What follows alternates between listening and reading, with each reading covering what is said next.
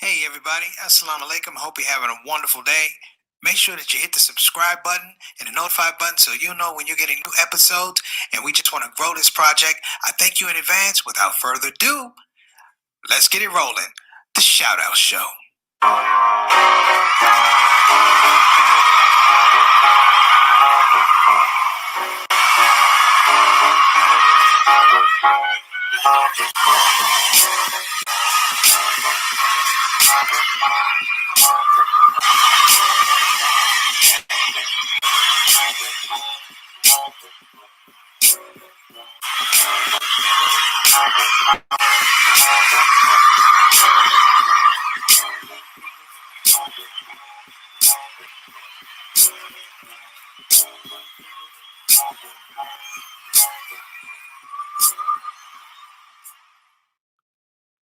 Assalamu alaikum warahmatullahi wabarakatuh, everybody. This is me, your host, Preacher Maz, host of the SOS to Shout Out Show, welcoming you to yet another show, another one of our Throwback Thursdays. This is going to be a little bit different. I'll explain to you why. First of all, for people who are joining us for the first time, thank you for coming on board. Thank you for spending your time with us. We appreciate you, and we are grateful. The second thing is for my people that always tune in. You know who you are. You come in, whether it's 5 minutes, 10 minutes, 15 minutes. It doesn't matter.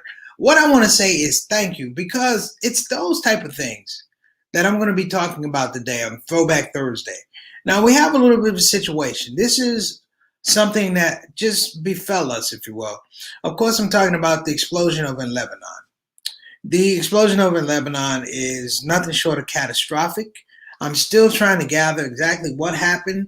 I've seen video, I've looked at testimony, I've watched the news, but somehow I'm still going, how did something of that magnitude happen? And then something hit me. It wasn't for me to know. What I need to focus on is what the people need. So for that, this segment of the Shout Out Show will be a little bit talking about how we help our neighbors. The Throwback Show, the Throwback Thursday will be about how we used to help neighbors. Okay, now a couple housekeeping things. I need your guys' help also. Just the wild things going on with my family. I need your prayers. You know, I always ask for them, but I don't want to assume anything. So I want to ask as a man that you guys look out for me and my family. That's number one. Number two, I want to reaffirm that everybody out there, I want to make dua for your family. I want not to say make dua for your family. I want to make sure that, you know what, when you pray, you are not alone. So I'm going to put this up. I'm going to put up almost like a prayer line, if you will. If you look at the ticker, it says email permissiblelaughter@gmail.com. That's what it says. Now, the reason I'm going to run this ticker for the whole time, if you will, is I want to do some things differently. We talk about the idea of having community advocacy in our programming and our productions. I'm a community guy. For those who want to know about me, it's not hard to find out. My advocacy has always been for the poor and the oppressed. Let me say it again, the poor and the oppressed. And I don't take time to distinguish either one of them. They're both part of the same sandwich that we've had to eat since we were kids. That's number one. Number two is I do take a personal stake in the welfare of my brother and sister. Whether you are working a 9 to 5, whether you're rich, whether you're poor, whether you're walking around freely, whether you're doing the next 75 years in prison, you're still my brother, you're still my sister. And so the bottom ticker, if you will, is that you're able to stay in touch with me. So if you have something that's going on in your mind, you know what? Don't go, hey, you know what? You can say it in the chat box or whatever. But you know what? Some things are personal. And I'm going to say, you know what? Feel free to email me at permissiblelaughter@gmail.com. Permissiblelaughter@gmail.com. And my administrator will get all those over to me. And I will respond personally, either on air or I will respond privately to your emails. That's number one. Number two is, in taking on this whole framework of Throwback Thursday, let me give a shout out to my UK sister Yasmin. Always good to hear from you. Walaikum assalam wa rahmatullahi wa barakatuh. Always welcome on the show. I want to emphasize that, you know what, we've had a tragedy in Lebanon. The tragedy in Lebanon is, like I said, I started out going, what happened? And then it moved to why did it happen? And I felt like shaitan was getting in the way of my advocacy for the people that needed help. I had to check myself, brothers and sisters, and go, you know what? The children that have been affected, the schools that have been affected, the lifestyles that have been affected, they're not looking for accountability right now. They're looking for action. So I'm going to ask everybody, if you will, everybody, whatever you can do for Lebanon today, tomorrow, this week, whatever you can do for Lebanon, donate, make du'as, all those things. I'm asking you to please do it. Please do it. I'm not in a situation where I can give you $1 million, $2 million. But let me tell you guys about Throwback Thursday. Throwback Thursday goes to the point, and I want to talk about how neighbors used to be. Neighbors never really asked what happened. We always looked at the end result, which was a person who was serviceable, a person who was dealing with pain, a person that was dealing with a certain amount of tragedy. And that was the way we saw each other.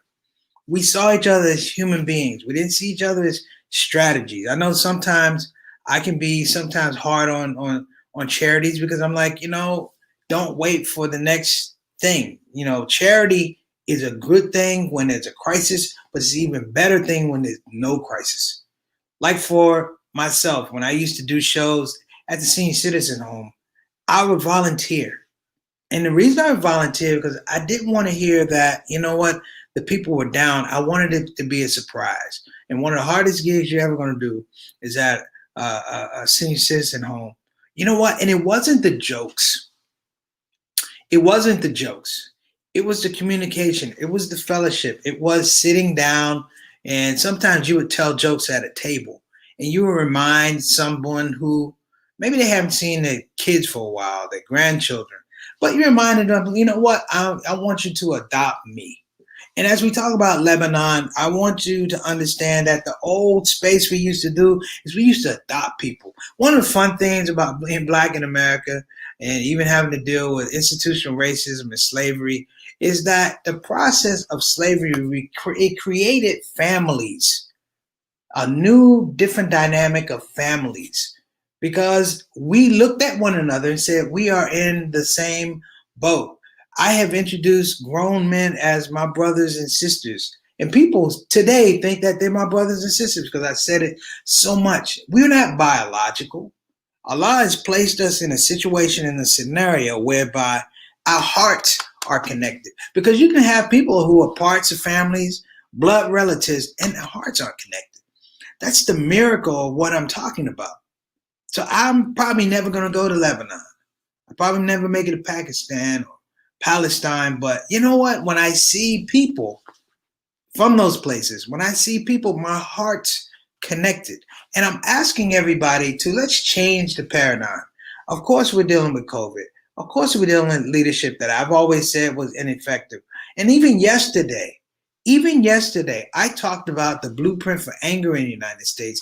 And what I didn't get to say is that blueprint is specifically designed to make sure that our hearts are not connected. So when we act, we're not acting as a group of people with an agenda. That's weak. Genders change. Hearts don't change. And so today, and I see Brother Muhi, my main man, he's with American Muslim Community Fund. They do all kind of works with charities. Check out his organization.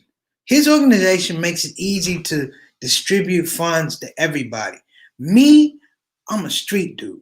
When I say street dude, I don't mean like living in the street, the game. It means that my ministry, my comedy was always in the street.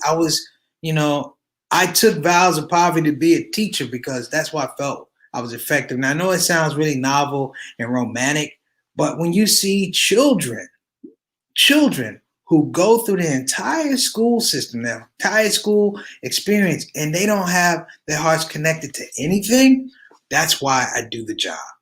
No, that's not why I do the job. That's why the job chose me. Nobody goes into teaching to make a whole lot of money. Just be fair. Let's be fair. So Today, normally I have a ticker, your Cash App, there's so many charities out there that are trying to do good work. But I'm going to talk about another level charity. I'm going to talk about Lebanon, yes, but I'm going to talk about it this way because it's Throwback Thursday. I'm going to ask everybody to, yes, find a charity to send money to, if you will, make dua, develop care packages, even if it's just a phone bank to call people to make sure, okay, do that. But when you're done that, people, it's the other kind of charity. It's a charity that happens when there isn't a crisis that you think of, that you know of, which is today, go check on your neighbor. Go check on your neighbor. If it's an elder you haven't seen, pick up the phone and call them just to find out if they're okay. They may be fine, but I'm here to tell you, just the levity that happens when somebody calls to check on them, it's a beautiful thing. I'm talking about, I have literally called elders and apologized and said, I'm sorry that I didn't call you last month. And they go, why are you apologizing? I said, because I know better. You're my elder, meaning that I have to care for you. You have made contributions throughout this community, throughout my life, and I owe it to you to make sure that in your advanced age that whatever you need, if I don't have it, I'll figure out how to go and get it for you.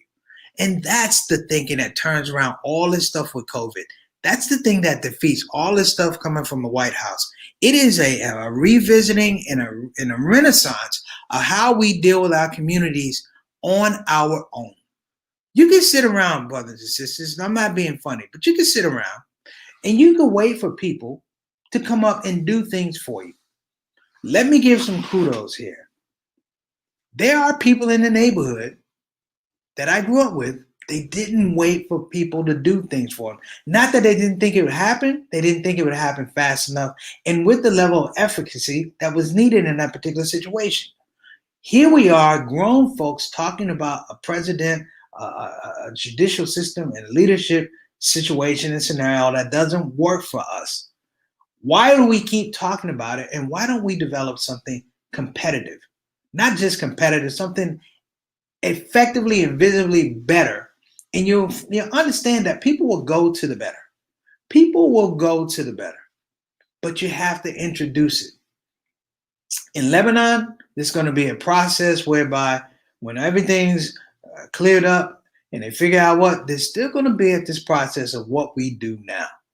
And I'm saying we need to be at this situation scenario that we're able to talk about what we do now.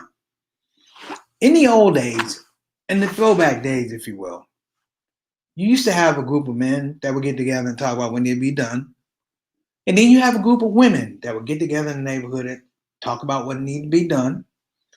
And between the men and the women, of course, we listen to the women. Why? Because the women were absolutely connected with what?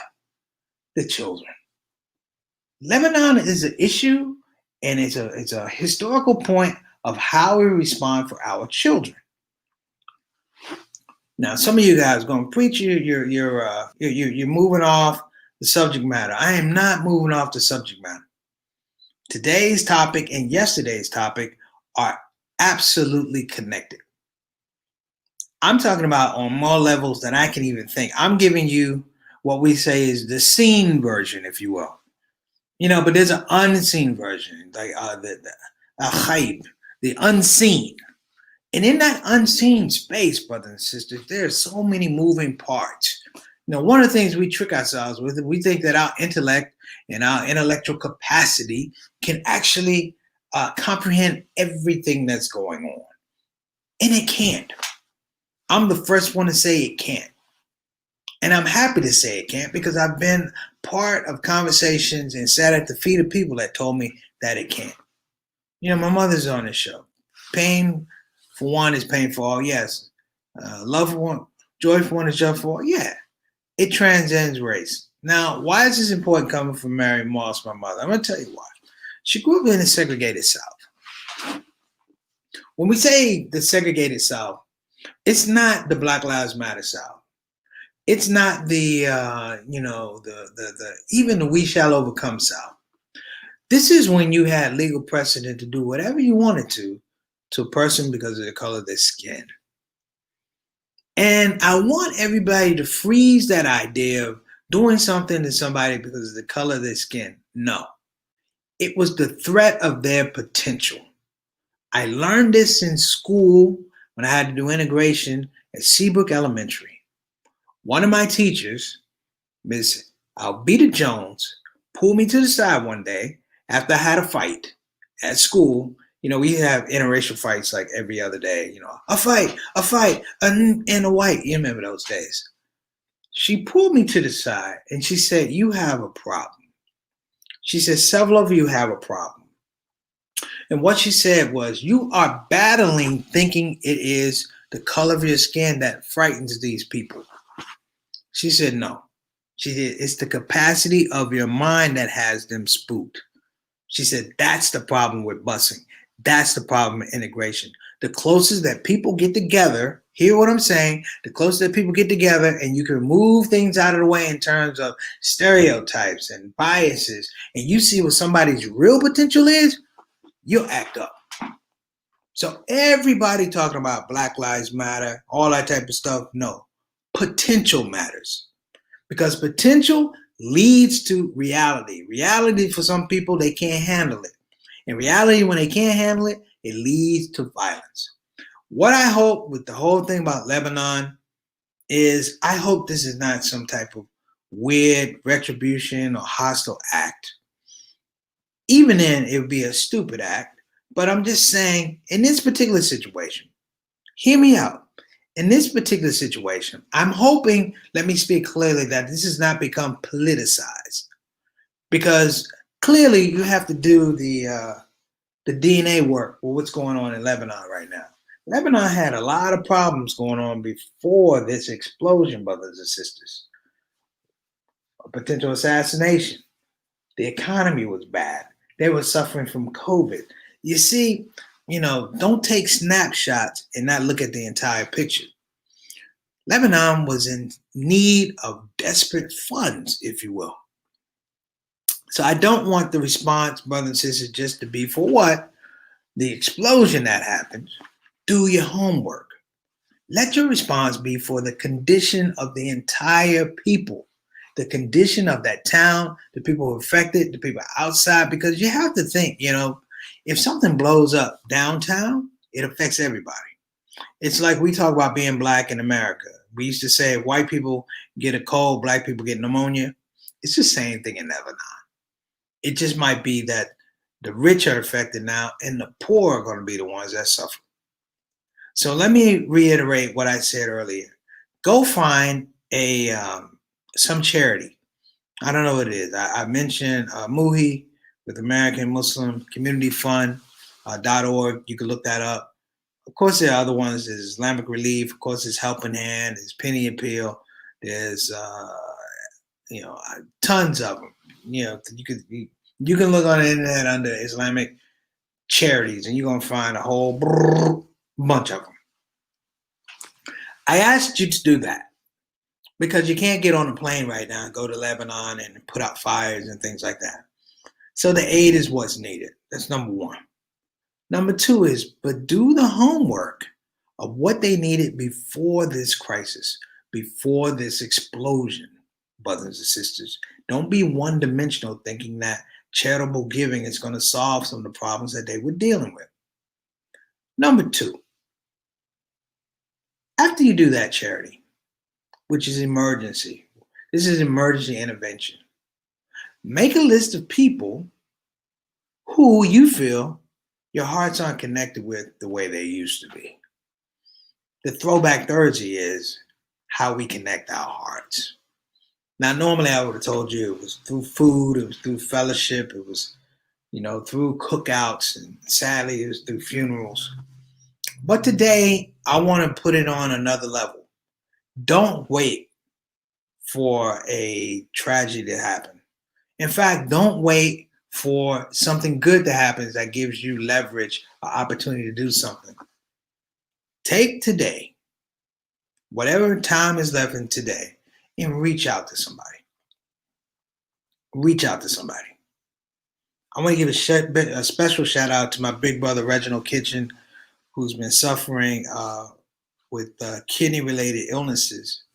But it's interesting because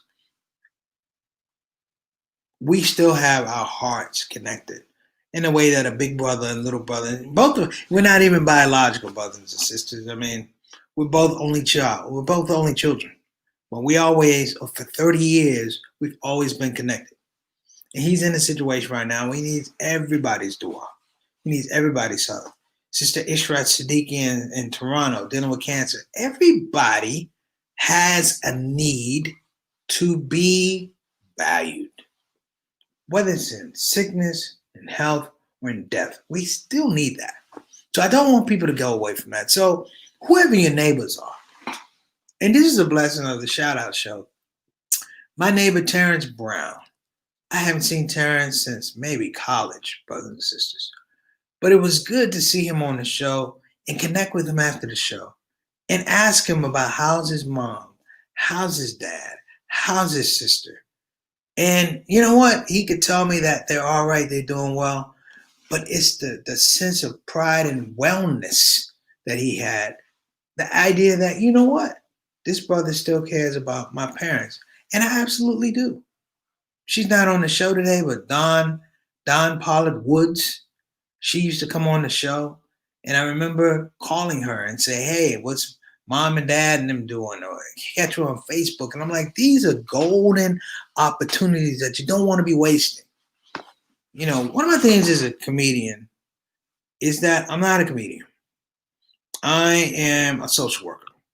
When I say social worker, what I mean is I walk into an audience, and by the mercy of Allah subhanahu wa ta'ala, I perform a type of surgery. I go in front of people I don't know. I don't know their backgrounds. I don't know how their days are. And I take a certain set of ideas and align them accordingly. And what I do is I present them in a way whereby there's a little creak in a space, and then it opens up. And in that space, they understand that, yes, while I want to entertain you, I want you to laugh. I want you to know that you are valued throughout this whole situation. Learn that, folks. It's not the art of comedy. It's the art of caring disguised as comedy. And the last thing, if there's a last thing, I love this one. It's really important. Engage in the act of invisible charity. Take $5, $10, ones, if you will, and walk around the world. Walk around your community. Walk downtown. And be anonymous as you give. Be invisible as you give. Be non-existent as you perform acts of charity. And I say be invisible. Why do I say be invisible? Because you know what? The people that we help a lot of times, they feel invisible. In Washington, D.C., there's a place called Adams Morgan. And my mosque, Masjid Muhammad on New Jersey Avenue is right down there. Let me give a shout out, Sister Salim. Shout out to Mom and Pops. Tell them I miss them because they're family too. But I remember this story, and I'm going to end on this. There was a pizza place on Adams Morgan, and I was working as a group home counselor, Calorama 2 group home off of 16th and T. I went over there to get some pizza, and they had this thing where they had this ridiculously long pizza. Now, I'm a little mischievous. I'm a little younger now, so just bear with me. But I had this pizza person, and they had this, I guess the brother was homeless. I don't know his condition, but he needed some help. That's all I know. And he came through, and they were trying to shush him off. Now, I was like, no. I was like, don't throw him out. I said, he and I are hanging together. And they looked at me. They're like, yeah, man. I said, so brother, what do you want? And he winked and I winked. And he was like, I want some pizza. Now, people, I could have just gotten a little pizza, but I wanted to see the look on his face of this big, long piece of pizza that took 2 plates, And I gave it to him and gave him a soda, and he and I laughed, and we thought it was funny. And it wasn't giving him the pizza that really mattered for both of us. It's that he took his pizza outside, and in a moment, you talk about how people move you. I took my pizza outside, and we ate out on the street. And it was another time I saw him. We always were trying. I would look for him when I went to Adams Morgan. But there was another time I had been away for a while, and I wanted that pizza. I wasn't no longer working at the group home. And I'm going to show you how people feel when they don't feel invisible. So I saw the brother, and he was like, "What you gonna do? What you gonna do?" He had his cart and everything. I said, "I'm gonna get this pizza," but I said, "I can't get it now." He said, "What?" I said, "You want some pizza?" He said, "Yeah." He said, "So why can't you get it?" And I was fasting. It was Ramadan, so I had maybe like 35 minutes left, And I said, "Hey man, you go get your pizza. You go get it." And the brother, wallahi, he got his pizza, he got his soda, he came out, he stood beside me, and he says, and I'm asking him, "Why'd you eat? Why'd you eat?" And he goes, "Well, I'm gonna wait for you and wait for the sun to go down so we can eat together." Do you understand the level of charity that this brother showed towards me? Not that I couldn't eat, I just couldn't eat then. But even in that space, he looked at me and said, "This brother, even though it's a religious choice, has some element of suffering and I can respond to it." Again, brothers and sisters, even this brother and I can connect our hearts. So as you begin to think about everything that you're seeing, some of the ideas in the world are just based on the fact that our hearts are not connected. So you've heard me say things about Black Lives Matter. The same thing I talk about white supremacy. There's a breakdown, a fundamental breakdown when your hearts don't connect. And yesterday when I talked about the blueprint for anger in the United States, is that they've found an effective formula, algorithm in some participatory type of way where we can't connect our hearts like we used to. And as our elders pass on and return back to paradise, we miss those lessons. We miss that training, that orientation, and we become our younger folks become a lot harder, if you will, become a lot more stiff and a lot more pessimistic.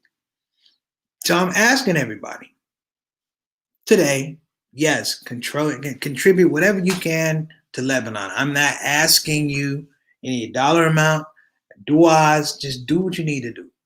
That's number one. Number two, though, when you finish, get out of your house and find people who need charity. Maybe it's not money. Maybe it's a kind word. Maybe it's a conversation, pat on the back. Are that a boy? Are you okay? And then the last part, spend a little bit of time on your strategy of how you connect your hearts. My name's Preacher Moss. I appreciate you. If I have missed anybody on the chats, please forgive me. That's not my intention. I just want to make sure that people feel respected when they come on the show, but they feel respected when they leave the show. So that's my time. I want everybody to have an amazing day. If you have not already, and if your day wasn't great, thank goodness it's 24 hours in a day. You got to shout out it tomorrow. That's the Shout Out Show. I appreciate you. Do me a favor. I hate to ask favors after all this. If you know anybody that needs help, do us. Remember at the bottom, it's permissibleafter@gmail.com. Reach out. If you need a dua from somebody, me, myself, I will do it because I want to make put my money where my mouth is because I want to do the same for me. All right. So God bless you. Have a wonderful day and appreciate you. If nobody told you that, appreciate you. All right, everybody. Assalamu alaikum wa rahmatullahi wa barakatuh.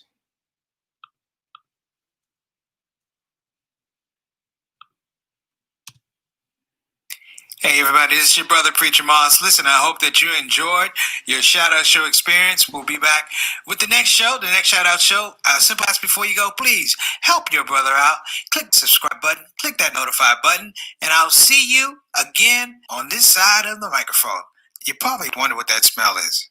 That's me. I smell good. And the reason I smell good is because I use oils from Tar. So I'm not saying you can't smell good. I'm not even saying you stink. I'm saying you have the opportunity to smell exquisite. Check out tarifatar.com for some of the best oils and scents in town.